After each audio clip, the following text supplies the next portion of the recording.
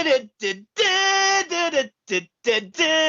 going on, everyone? It's Mike back again here for another video. We've been linked with every centre back and his son in the last couple of days, and I wanted to mention a few of them. And we've also been asked a couple of questions. One regarding who we think is going to get relegated, what do we think for the rest of the season, and also about Moise Kean and how he may adapt to playing in a stadium with no fans, but actually he might not necessarily have the pressure on him as much. So we're just going to do a video on that. I'm just going to have a spot of tea. You like this cup? Do you like it? Imagine if you could buy it from Monday. Imagine. A fucking imagine. Right, John, how are you, mate? I'm all right, getting on, getting by, mate. Just been watching Paderborn, Leipzig. That's what it's come to now, honest to God. A week Wednesday, the first game of the Premier League's back. And do you know what? I agree with what you said yesterday. We were like, oh, behind closed doors, won't be the same. But now we know the fixtures that are going to be on the telly. Now we know when it's starting. I'm actually looking forward to it now. Yeah, it's understandable because it gives us some... do you know what? For a lot of football fans, I think it feels like there's a bit of light at the end of the tunnel. That's probably the way I would put it if I was, I've said to you the whole time, I still don't think it should go ahead. I really don't. But what I will say is, at least I know that I'm going to get to see Everton beat Liverpool in the derby, which is great. So I'm not devastated by it, to be honest. Right, so first and foremost, let's talk about the league. We're going to talk about the league first and foremost. So the bottom three, as it stands at the moment, is Norwich on 21 points, Aston Villa on 25 points, Bournemouth on 27. But they're also on the same points as Watford, West Ham, Brighton. So the six teams there, realistically, that could go down. I think Norwich have gone for me personally. Villa have got a game in hand, but that's against Man City. Who do you think is going to go down, John? See, when the football starts again, I think you're going to have certain teams who can't be asked. Do you know what I mean? And will treat it as a friendly. I don't think Villa will be one of them teams because now they're back in the Premier League. They will want to stay here. Do you know what I mean? So I don't think they will be one of the teams who just go about it willy-nilly and not show that they're bothered at all. Don't have that feeling with West Ham. I'd love West Ham to go down. I'm not a lover of West Ham. Listen, I think Villa, with that game in hand, I know it's against City. I think City will beat Villa in the game in hand, but I don't know. I think Villa will show more of a fighting spirit in the last 9 games than what the likes of your West Ham will. Yeah, and that's a fair comment. Look, if I was a betting man right now, and I'm no longer a betting man, for me, Norwich, Bournemouth, and it is a toss-up between Villa and Watford who go down. The reason why I don't think Brighton get dragged into this is I just think Brighton have got a little bit more about them at this, Brighton can score the goal. I'm not saying that none of the other teams can't, and but Brighton's goal difference is only -8, whereas every single other team that I've just listed is minus double figures by a decent distance. Did you say Watford there? You yeah. Did. Right. I would absolutely love Watford to go down because the shit we used to get off them about when we got Silva and when Richarlison come, and you had knobhead Watford fans saying that they were a bigger club than us and Everton are a small club and we've basically never done fuck all. And the arguments that I've had with Watford fans on there, I'm telling you right now, I would get more pleasure with Watford going down than anybody else. Yeah, agreed. And that's the one I want to go down. If I was a betting man, Norwich have gone. Look, and Norwich have gone down fighting. Any Norwich fans that watch our videos, I will sit here and I will credit Norwich where they've got results against Manchester City. They beat us. They beat us at Goodison. at the start of the season, Norwich looked like a fucking decent team with Pookie up front scoring goals. He was a top goal scorer for 4 weeks. They just fell short. They ran out of steam. And unfortunately, it's going to cost them. They'll get relegated. So 20th will be Norwich. 19th, it's literally a toss-up. So currently Villa are there with 25 points. But I honestly don't think Villa will get relegated. I really do believe that Bournemouth and Watford will go down. Yeah, I think Villa will finish above Watford. I'm pretty certain of that. I think the third bottom then is, as you say, it's if Bournemouth are going to go down. It's a hard one because we don't know how teams and how players are going to come back from this. You know, you're going to get a lot of players injured. You're going to get a lot of players getting injuries when the season starts again. Because I know, you know, they've had two weeks training. It'll be 3 weeks by the time they start again. But there's nothing like playing games. Look at us. We get players injured in training. Do you know what I mean? We've got 2 now. So, you know, Godin is not such a big miss for the likes of us because we're not used to having him anyway. Yeah. You know what I mean? But if you get the likes of your Bournemouth, who could lose a Callum Wilson, for example, through injury, do you know what I mean? If they lose 1 or 2 of their main players, same for Villa, if they lose Jack Grealish, you know, that's where they'll struggle. That's where it'll hit them because they're their main players. And this, I said this in the video with Ali when we were talking about whether it's safe for the Premier League to come back. God forbid, if you get the likes of your Jack Grealish or your Callum Wilson hit by the coronavirus, that massively affects them teams because they're their better players. Yeah, and I think you're right. There's also a player at Villa that's been that hasn't played, which would have definitely helped him, and that's John McGinn.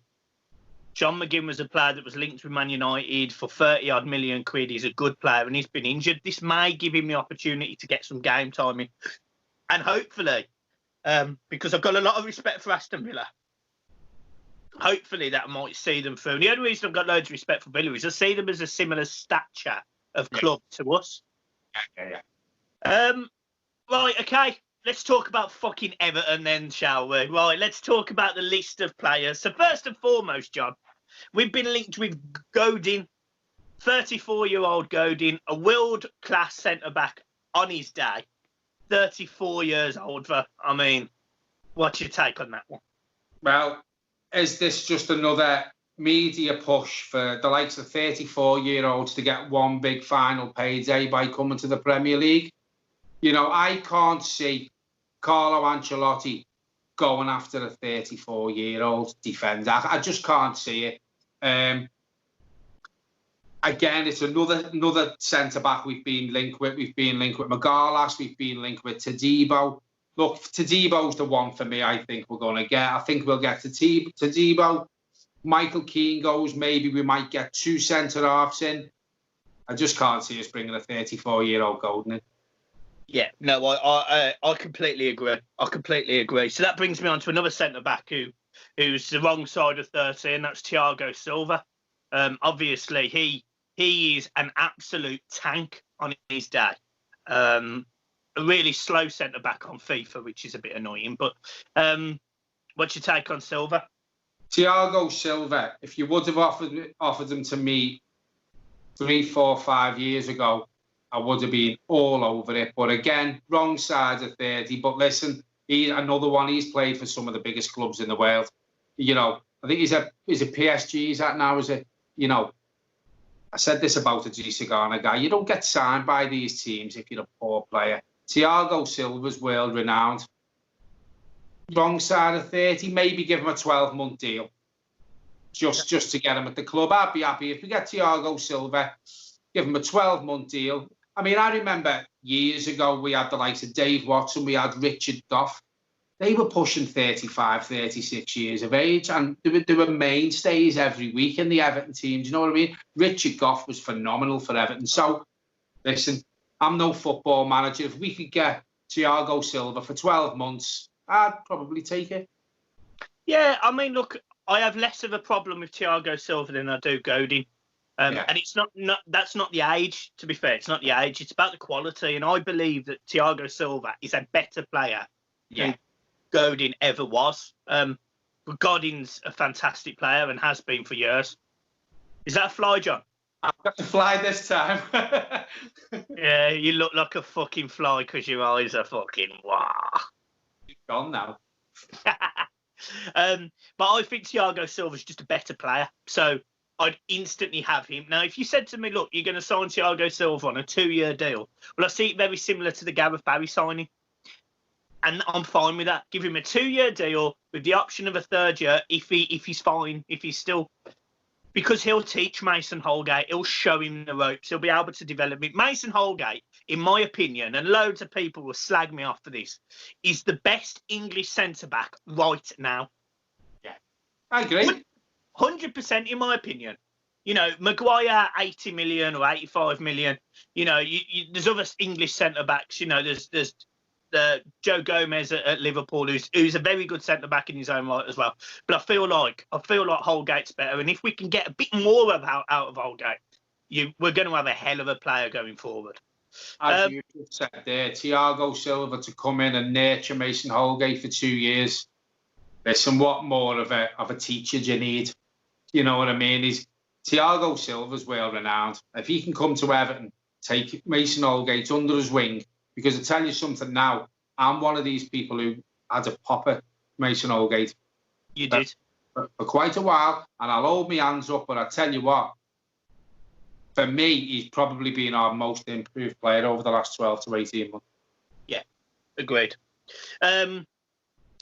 Also, to be fair, he will help nurture players like Yuri Mina and if Michael Keane's still there, because, you know, if you brought in Todibo and Silva, and you had Mina and Holgate there, that's not a bad 4 centre-back pairing. And with Thiago Silva's experience, Mina having played in a World Cup, scoring goals in a World Cup, but also playing for Barcelona as well, Todibo playing for Barcelona, Holgate being highly rated for England, all of a sudden, Everton's centre-back 4 go from looking pretty shit to looking, actually, you got to take your hat off to these boys. So I'm really hopeful. If you said to me at the start of the window, you're going to get Thiago Silva on a free and Todibo for 20 million, I probably would snap your hand off.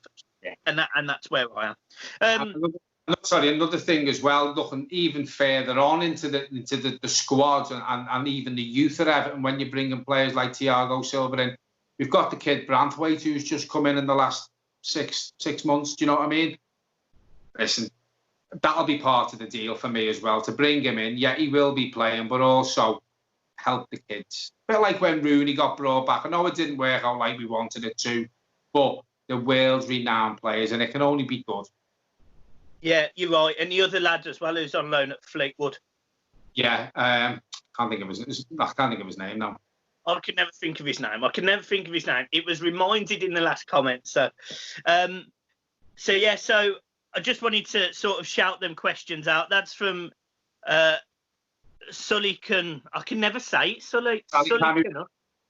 There you go. So there's your question on relegation. Now, Willie Williams Jr., he sent me a message earlier. It was very straight, to be honest. There was no hi, Michael, John. It was very straight, very into his question. He went, what's your thoughts on Moise Kean with no fans and less pressure on the young lad's shoulder? I think he will be the making of him. Please discuss on your next video. So, look, I just want to, before you say anything, I want to say I love comments like that because it gives us stuff to talk about. At this moment in time, we have just talked the most shit we've ever spoke on this channel because there's been nothing to talk about. Whereas getting comments like that, we can sit there, we can dissect it, and we can have a proper go with it. So I just want to say, Willie, I really appreciate what you've done for there, popping up in that. And this is what we say. Anyone who wants to put comments in and anything, ask us what you want us to ask, you know, what you want us to discuss. Look, we do see it. What? You didn't get it. You completely missed what I just said. I did. I said, Willie, thank you for popping up there. Brilliant. No, this is what I say about the comments. You know, we do read them. We do reply. And obviously, you know, it's great that Willie's popped up in the comments and, you know, he's given us something to discuss. My take on Moise Kean, I think a lot of people know my take on Moise Kean. But I'm not going to divulge into, again, because you've all heard what I think about him. Going back to will it be the making of him with no fans there? Listen, the boy to me looks like he's playing with pressure. It looks like he's not enjoying himself. Some reports I seen 1-2 weeks ago that he feels like he's lost people within Everton now. I don't know if you're seeing that he's not as happy as what he was when he first come. If it is the pressure thing, playing without any fans in the ground, if he doesn't start producing the goods now, in my opinion, he never will. This is his chance. This is his chance now when there's no pressure from the fans, me included, who has given stick, not, you know, in the ground, but on here I have. If he can't do it now, then maybe the Premier League's not for him. Yeah, I think, look, I think at the end of the day, we've only seen smidgens of Moise Kean, and we've seen the brilliant, we've seen the good, we've seen the average, and we've seen the shit. We've seen all. You know, we saw the brilliant performance against Newcastle where we got his first goal. We saw the brilliant substitute performance against Chelsea, I think it was, where he comes on and he hits the post and, you know, he does these jinking runs and he does these skills where he beats people on the spot and you think, fucking hell, what a... But then he'll give the ball away or he'll do something silly and you see the averageness come back of him. What I want for Moise Kean is consistency. As a striker, the most consistent thing you can do is score goals. But if you can't physically do that as of right now, you've not adapted to the Premier League. You've not been able to get understand how football played in England compared to Italy. All I want you to do then is consistently try hard. And I can't say that has happened with Moise Kean. Yeah. But to say that I rate him is an understatement. I think he is quality. The thing that concerns me, he's got two ways of going. He's either going to turn into a Balotelli, a Lookman, players who has wasted their potential, or he's going to turn into a Didier Drogba, a Romelu Lukaku, an Alan Shearer, a player that maybe didn't have a great attitude, hasn't at times had a great attitude, but then come good, really battled and become fan favourites and icons at football teams.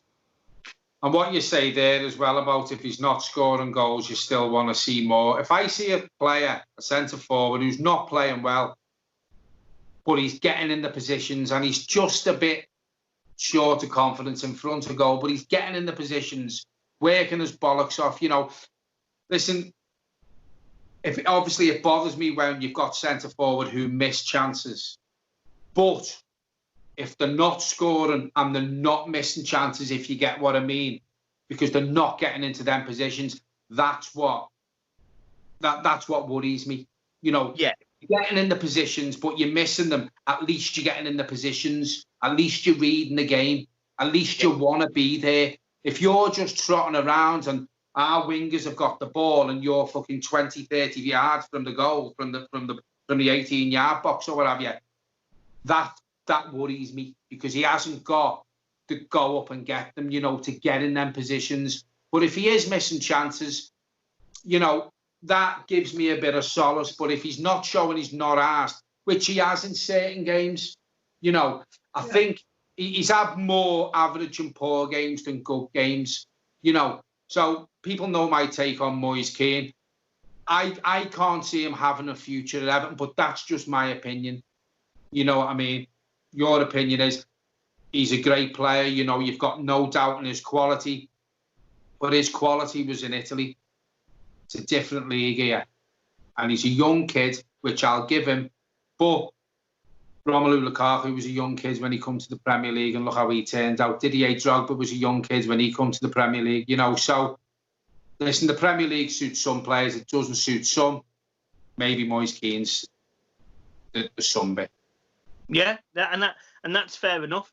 And my opinion is it's very much on the fence with Moise Kean. I believe he's got the potential. but I worry he might not have the attitude. And the only man who can fix that or knows that or can see that is Carlo Ancelotti. So with Moise Kean, I have utmost faith in him. Whereas with other players we've had in the past, and everyone knows my thoughts. I've said it about Mason Holgate. I said it about Lookman. Lookman had a bad attitude because he didn't play as much. Yeah. And at the time, I will hand on heart say in front of everyone, I believed Ademola Lookman was exactly what we needed when we had a midfield of Klassen, Rooney and Sigurdsson. He had pace. He had the ability to carry the ball, whereas none of those did.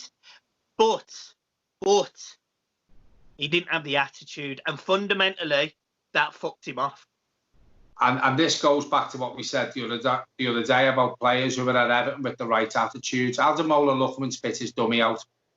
Yeah. And obviously he showed that in training as well. And we mentioned Leighton Baines in the last video we done. Yeah. You know, he knew his playing consistently every week was coming to an end when we brought Godin in. Not once has he spat his dummy out.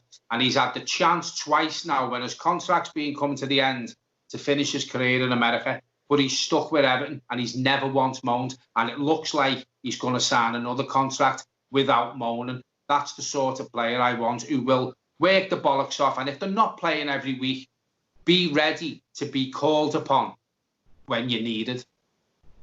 Yeah. We've also, yet again, and I want to make this clear that we're not just going to talk about this one particular player all transfer window. But we've been linked with Allan again. Now, I'm going to tell you something I did this morning. I looked at Allan's stats. I looked at Allan's style of football, and I watched a lot of videos of Allan. Now, I've not seen him live. I've seen him on video. I've seen him on TV like you guys. And he is a good player. We need players who score goals for midfield. Do you want to know how many goals Allan scored for Napoli from midfield since he joined them? Probably about 7. 9. How long's he been there? 2016 he signed for Napoli. Yeah.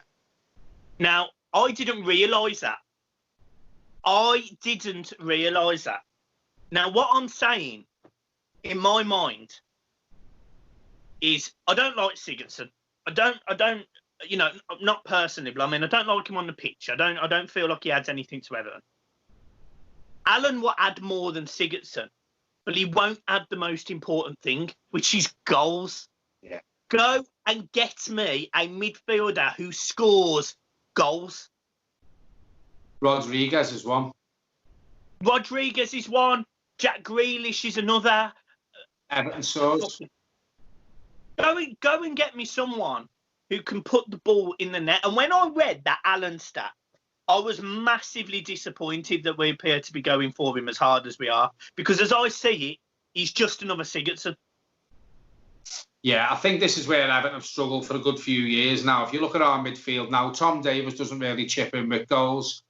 Gomez does chip in, but doesn't get as enough as what he should. Delph, never going to be a prolific goal scorer. Sigurdsson will score you one worldie every 2 seasons. And looking at the previous managers, that's warranted him a start every week. We haven't really got a midfield who you could say will get us. We need a midfielder who will score us 8 goals a season. Yeah. 8 goals a season. An all-round midfielder we need, but we also need a midfielder who will score goals as well. You know, we haven't got it. They're hard to come by. They are hard to come by. I could think of 3. Well, that are probably available. The stat you've just told me, I wasn't aware of that about Allan. Obviously, we're not bringing him in to score goals from midfield, then, are we? So, you know, why are we bringing him in? Well, so even if you go on his Wikipedia page, right? So this is what I did this morning, and I've got his Wikipedia page right here. You can't see it, but it's right there. And it says, Allan operates primarily as a defensive midfielder or a central midfielder, but is equally both comfortable at playing attacking and defensive roles. Now, I'm going to say, if you have made 161 appearances for Napoli and scored 10 goals in total, I wouldn't necessarily say you're great attacking-wise. Well, what you've got to look at maybe then is, have Napoli played him in the right position? If that is saying he can also play attacking midfielder, will Carlo Ancelotti push him further up? It's basically saying he can play fucking anywhere, because it also says in there that he's played right back. Oh yeah, well. So this is what I mean. Now, if I'm not saying he's a bad player, he's clearly a good player, and he's clearly better than what we've got.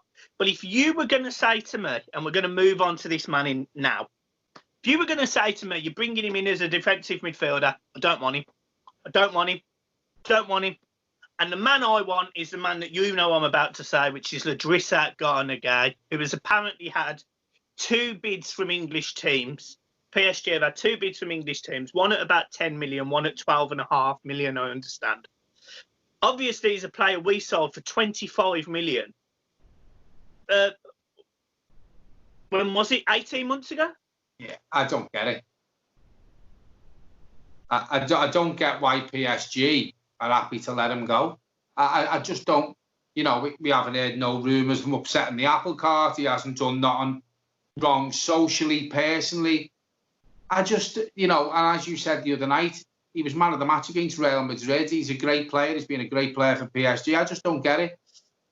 I believe one of the clubs who've put a bid in is Tottenham. Yeah. And I'm telling you right now, if Ghana signs for anyone other than Everton in the Premier League, because Everton haven't been prepared to stump up the money for him, I'll be fucking gutted. He improves any team he goes to. I'm telling you now, like Tottenham consistently go through defensive centre midfielders. They've got Ndombele, they had the Celso or whatever his name is who plays in midfield as well. They had the young lad, Gelson Fernandez, I think it is. They've now they're apparently after Ghana. I just want Ghana. I would literally say to Ghana, look, you know the fans love you. You literally know that the moment you walk back in that stadium, and I'm not even saying people will be there, the moment you walk back in that stadium, you are home. You are home. Come and sign for us. We've got a world-class manager now, and be part of this team while we go into the future. You went and done what you wanted to do. You went and played Champions League football, and you proved yourself. Something happened. Now come back to us and help us get to where you got to. And honestly, I'd give him the fucking captain's armband. I'd give him his own fucking office. I'd give him his own car. I'd give him a pay rise, because the Larissa Garnagay got Everton. Yeah, he we did. We haven't got enough players in that midfield that get Everton, because I'm going to say something now which I can't quite believe I'm saying it, but I don't even think Tom Davies at times gets Everton.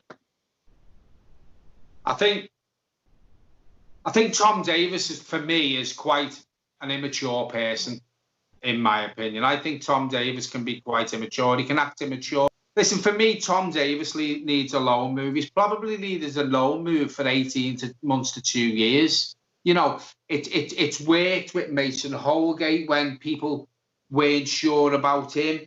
You know, it's worked with other players.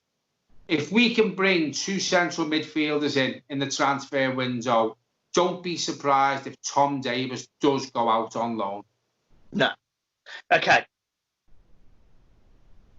One more man. Actually, there's 2, but I'm gonna brush over the one. Everton, madly enough, was linked with a return move for Ross Barkley. Well, I haven't seen that. No. Now, Ross Barkley is a goal-scoring midfielder. He is. Sorry, go on. But he's definitely burnt many bridges in Liverpool. I do not think Ross Barkley will ever. I don't even think he'll come and live back in the city never alone wear a blue shirt. No. So if anyone's sitting there going, Ross Barkley's a goal-scoring midfielder, it's probably surplus to requirements because Chelsea are signing Werner, Zajcek, who have to chill while they're spending a lot of money. I'm telling you now, I would put 99% of my entire fucking bank account, savings, mortgage, everything, that he's not coming back. So we'll just get that out your head. Curtis, or Kurt, is it Kurt? Curtis, Kurt Zouma. Everton, I didn't realise this, but apparently he turned us down last summer. I didn't know that myself. It's another one I didn't know. I didn't really read the link that I sent you. I just sent you what I sent you. I haven't read about that little bit. So Kurt Zouma apparently turned us down last summer because he wanted to prove himself at Chelsea. Now, it's gone south. He's not proved himself at Chelsea. It turns out that Tomori is a better player. And actually, if you read into the article, and actually, if you do a little bit, it's a bit of common sense. If David Luiz did not leave Chelsea the way that he left, Everton would have signed Tomori, who has certainly come good for Chelsea. I like Tomori a lot. But it's left Zouma probably surplus to requirements because they need to cash in on him. Would you go back in for Zouma? I would. Whether Everton as a football club, now Ancelotti's there, is another matter. For me, some of the games Michael Keane played for Everton, some of his best games were alongside Kurt Zouma. I think Kurt Zouma brought the complimented Michael Keane more than any other centre-half has. Kurt Zouma enjoyed himself at Everton. You could tell that. I think he got a feeling for the club. But I think because he'd been at Chelsea for so long, he didn't want to leave there and come away from there not proving himself. And I think, as you say, that's why he's gone back. It hasn't worked out. I think if Everton put an offer in for Kurt Zouma, I think Kurt Zouma would be made up. He had put another offer in. Can I see Everton going back in for him? No. Not with Carlo Ancelotti. I think we've been linked with too many other defenders now for Kurt Zouma to now come into the fold, and for Everton, from what we're reading, to not go after Magalhaes, for not to go after Todibo. Silva's a new one who's come in. I think the chances of Kurt Zouma coming back and playing for Everton again have gone. I'm like you. If Everton come out and said we've signed Kurt Zouma, I've got no problem with that. I liked Kurt Zouma. He had a bit of pace about him, prepared to put himself about, and also he was prepared to try and have a shot from 30 yards. There's a couple of times where he'd sprint up a little bit and fuck it, and I'm fine with that. I'm absolutely fine with that.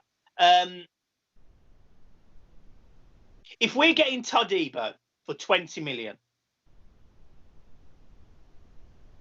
how much is Zouma going to cost? Because that's where if Zuma's going to cost more than Todibo, I'm not interested. If you're telling me that Chelsea are prepared to flog Zouma for 15 million, get him off the books, yeah, I'll take him all day. I'd probably take him over Todibo because I also have concerns about Todibo, but that's for another video. But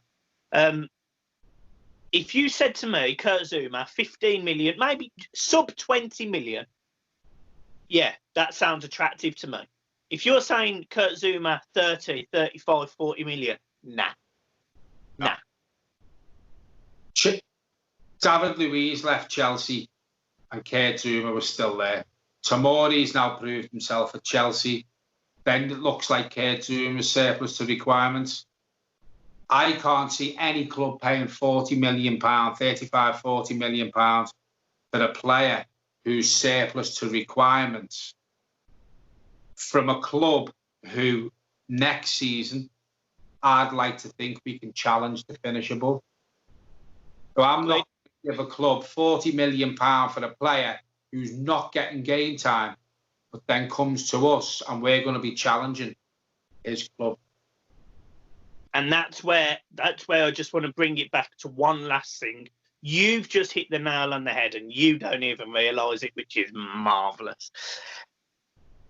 Everton did that last summer. They went and signed Wobie. Yeah. Yeah. They went and spent 28 million. They went and spent 28 million pounds on Iwobi from a team that I expected, full-blown expected. And looking at the league, we fucking should be, because Arsenal are 9th. Everton should not be signing players like Iwobi, and Zouma fits exactly into the same bracket. Yeah, this is it. And this goes back to what we said in the last video. If we want to improve ourselves, and we are going to sign players from the Premier League, break the bank, show some balls, and go for players who are consistently in the European spots, the top four, and, you know, not from teams who look like they've had their best days for a couple of years now. The likes of your Chelseas, your Arsenals, your Man Uniteds.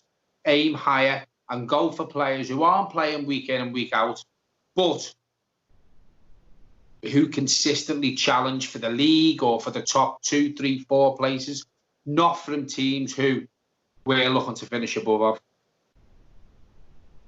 Yeah.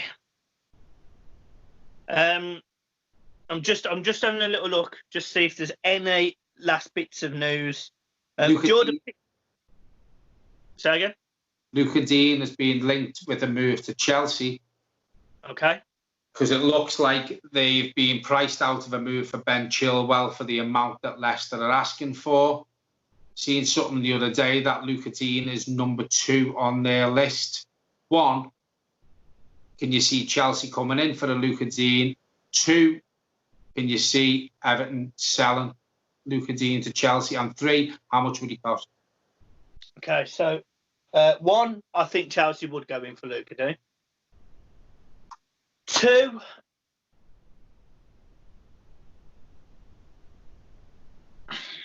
it's difficult with Luca Dean because off camera, you know my thoughts on Luca Dean. And I said this about Coleman. One of the first videos I ever did was about Seamus Coleman. And it weren't just about him, but I actually said, look, going forward, Seamus Coleman, one of the best defenders in the league going forward. Defensively, he gets caught out at times, gets turned, gets rolled. Luca Dean is exactly the same. Yeah. Now, do I rate Luca Dean? Yeah, massively. You know, he's scored more goals than our midfield. He creates more assists than our midfield. He's just like Leighton Baines. You know, he does a lot more than just be a left back. If you offered me 50 million quid for Luca Dean, I'd sell him. It's that simple. If you offer me 40 million quid, I'll probably think about it. If you offer me any less, I say nah. Well, if they put a price tag of 60 million on Ben Chilwell, then Luca Dean can't be far behind that, can he? No, I mean Chilwell is a good left back. He really is a good left back. But I would probably go as far as saying, based on that, I actually think Luca Dean's probably better than Chilwell. So it does very little for me in that sense. The issue you sell Luca Dean, you make your team weaker before you've even started. Yeah. But it does help the financial fair play. Now, if you're going to sell a left back like Luca Dean, you need someone with pace, you need someone who can tackle, and you need someone who's comfortable going up and down as a left back. It's difficult. They're difficult to find. They are, yeah. They're difficult to find. I know Luca Dean hasn't had a great season up until it was, you know, stopped. There was reasons behind that. I read he'd lost his granddad. I think that turned out to be true, that rumour I heard. So, you know, it did affect him. So maybe that's why he went a bit off the boil. But listen, Luca Dean cemented that place. And I said this the other night. Luca Dean cemented the left-back spot. Now, if you let him go, who's out there to come in, who's better than him and will improve us without spending massive amount of money? There's not many, as you say. There's not many. No, there really isn't. There really isn't. Right, one last thing, and it's only because I've noticed it.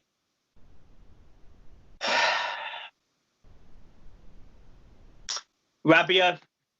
Oh, yeah.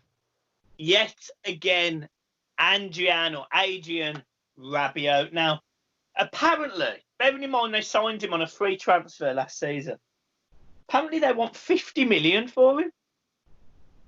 No. You're not.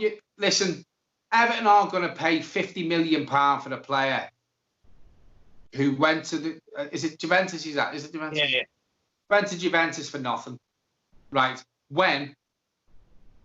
If Everton, if they're saying they want 50 million, if Everton offer 35 million, say, they probably let him go because, as I've said many times on many videos, players aren't going to go for big fees for a couple of years now until all the financial side of it and the situation sorted out, how clubs have been affected by the coronavirus. So players are going to start going for less. So if they're asking for £50 million for Rabiot, I tell you right now, Everton will not pay that and he won't come to Everton.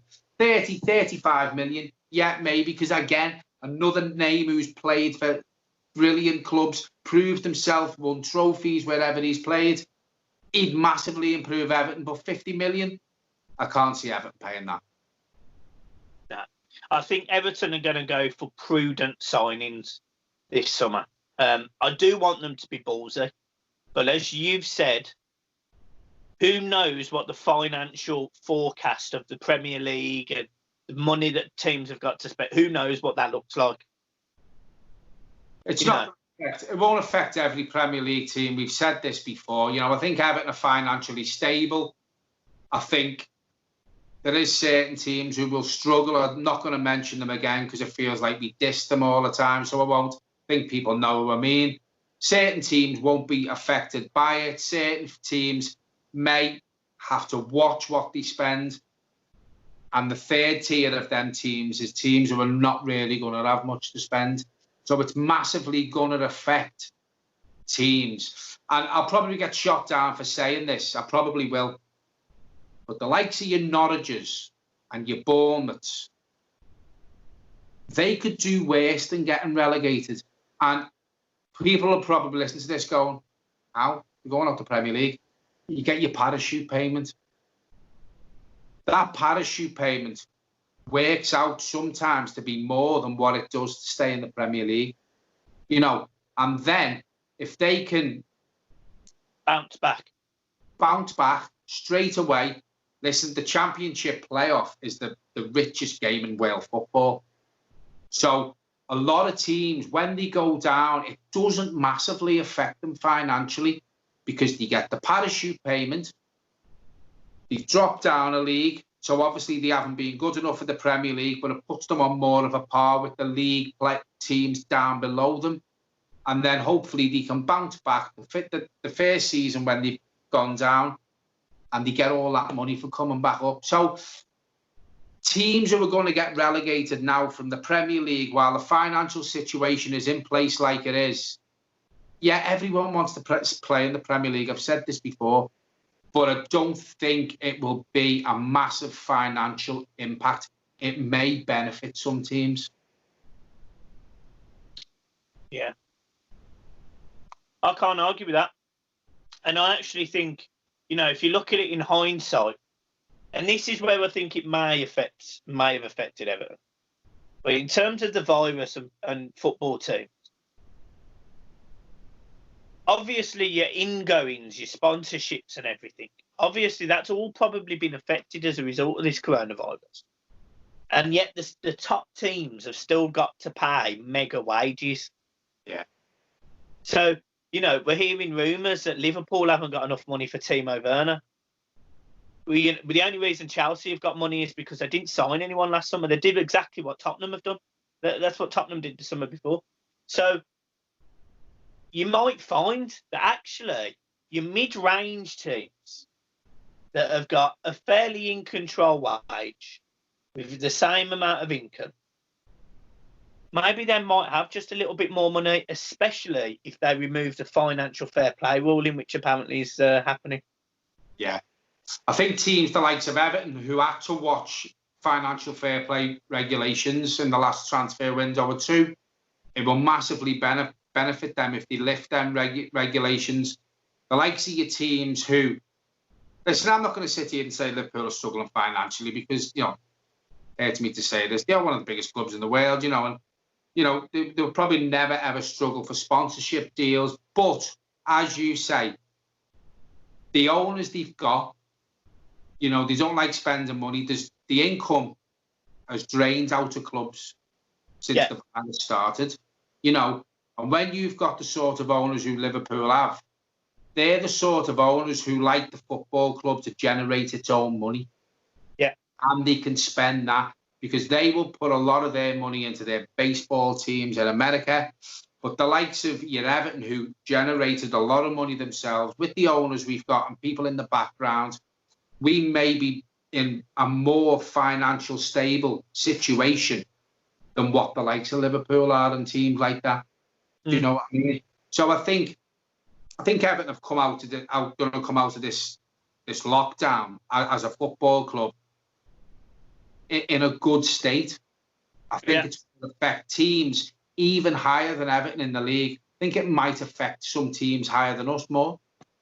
Yeah, and that's So, right, I'm going to leave it there. Fucking hell, this was meant to be a 15-minute video. Fuck. There's no one watching now, but rebranding on Monday. Make sure you tune in. Look, it's not going to be a full-blown video. It's going to be a fantastic fucking trailer. It is. It's going to be a great trailer. You're going to see some fantastic stuff on there. And there's going to be some great content coming out on that, on the new way that it looks, a new intro, a new outro, new music, new pop-ups. You know, this is going to look super professional. And this is one of the things that, you know, at one point I didn't have the money to do. And we can now do it. The channel now generates enough money for me to do it. So we can have the pop-ups. We can have a few bits and bobs, which is great. I need your support. I need you to smash the like button. I need you to subscribe. I need you to share it. This channel isn't just going to be about Everton. It's not. It's going to be about football, about sport, about opinions, about what's going on. So I don't want you to think you're losing your core product. Everton is still the centre of this, but it's not just about Everton. So, guys, I'm going to leave it there. John, have you got anything to ramble on at now?